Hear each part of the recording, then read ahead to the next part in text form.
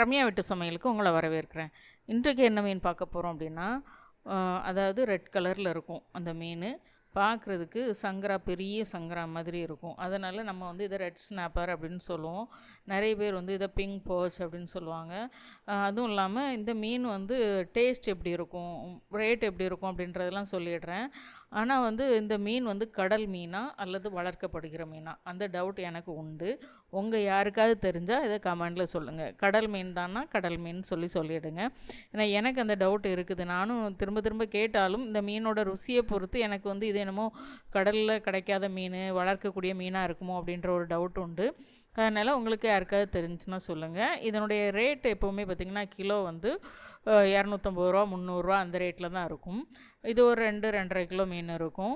இது டேஸ்ட்டும் பார்த்திங்கன்னா ரொம்ப நல்லாயிருக்கும் அப்படின்னு சொல்ல முடியாது. நம்ம வாங்கின குரலி மீன், அந்த முள்ளாறு மீன் டேஸ்ட்டை கம்பேர் பண்ணும்போது இது எனக்கு டேஸ்ட் கொஞ்சம் குறைவாக இருக்கிற மாதிரி தான் இருக்கும். ஒரு தடவை வாங்கிட்டு வந்திருக்கிறேன்.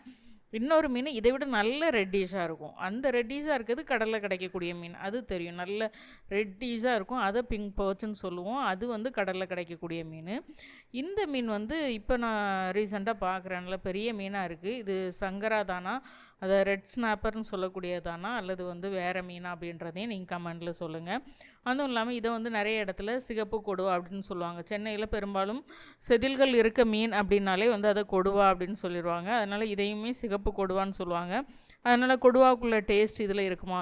ஏன்னா அசல் கொடுவாவுக்கும் கொறுக்க மீனுக்கும் கொஞ்சம் டேஸ்ட் கொஞ்சம் நல்லாயிருக்கும்னு சொல்லலாம். அசல் கொடுவா ரொம்ப நல்லாயிருக்கும். கிலோ 600 550 அந்த மாதிரி இருக்கும்.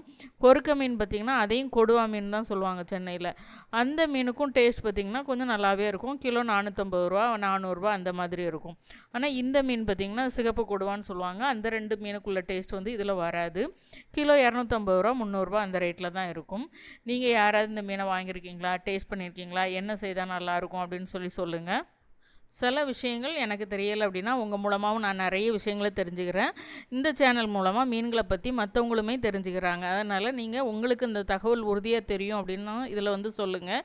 இது கடல் மீன் தான் அப்படின்னா நானும் அடுத்த தடவை நான் வாங்கிட்டு வர்றேன். நான் இது வரைக்கும் இந்த மீனை ஒரே ஒரு தடவை வாங்கி டேஸ்ட் பண்ணியிருக்கேன். அதுக்கப்புறம் எனக்கு அந்த மீன் மேலே வந்து அது எனக்கு ஒரு டவுட் வந்துருச்சு. ஏன்னா எப்போவுமே நல்லா ஃப்ரெஷ்ஷாக இருக்கும். எப்படி நல்ல தண்ணி மீன்கள்லாம் எப்போவும் நல்ல கில்ஸ் எல்லாம் ரெட்டிஸாக கிடைக்குதோ அந்த மாதிரியே இங்கே வந்து சென்னையில் கிடைக்கும் இந்த மீன். அதனால் எனக்கு அதன் டேஸ்ட்டும் கொஞ்சம் சப்புன்னு இருக்கவும் நான் இந்த மீனை அதிகமாக சூஸ் பண்ணுறது கிடையாது. நீங்கள் கடல் மீன் தானா சொல்லுங்கள். இதில் பார்த்திங்கன்னா வந்து ஃபில்லட்ஸும் பார்த்திங்கன்னா நடுமுள் மட்டும் இருக்கிறதுனால நல்லாவே வந்து போன்லெஸ்ஸாகவும் கட் பண்ணி எடுத்துகிட்டு போகலாம். மற்ற ரெசிபிக்கெலாம் நல்லாயிருக்கும். 65 மசாலா போட்டு 65 பண்ணுறதுக்கு, பிறகு கட்லெட் பண்ணுறதுக்கு இதுக்கெல்லாம் நல்லாயிருக்கும். குழம்பு ஃப்ரைக்கு தான் நான் சொல்கிறேன் டேஸ்ட்டு. எப்போவுமே வந்து நான் ருசி சொல்கிறது நம்ம ஊர் ஸ்டைல் குழம்பு அல்லது வந்து ஃப்ரை, அதுக்கேற்ற மாதிரி தான் நான் சொல்கிறேன். கண்டிப்பாக இந்த வீடியோ பார்க்குற யாராவது நீங்கள் வந்து உங்களுக்கு சரியான தகவல் தெரிஞ்சுது அப்படின்னா இது கடல் மீன் தானா கடல் மீன் எழுதுங்க. நான் நிறைய பேர் இதுக்கு முன்னே வீடியோவில் என்கிட்ட கேட்டிருக்காங்க, இது என்ன மீன், இது ரெட் ஸ்னாப்பர் தானா அப்படின்னு சொல்லி கேட்டிருக்கிறாங்க. அதனால் நீங்கள் வந்து உங்களுக்கு தெரிஞ்சதுன்னா அதில் கமெண்டில் எழுதுங்க. இது மற்றவங்களுக்கும் எனக்கும் யூஸ்ஃபுல்லாக இருக்கும். பிடிச்சிருந்தா லைக் பண்ணுங்கள், ஷேர் பண்ணுங்கள், சப்ஸ்கிரைப் பண்ணுங்கள். வீட்டில் சமைச்சு சாப்பிடுங்க, வீணாக்காமல் சாப்பிடுங்க. மீண்டும் புது வீடியோவில் சந்திக்கலாம். பாய்.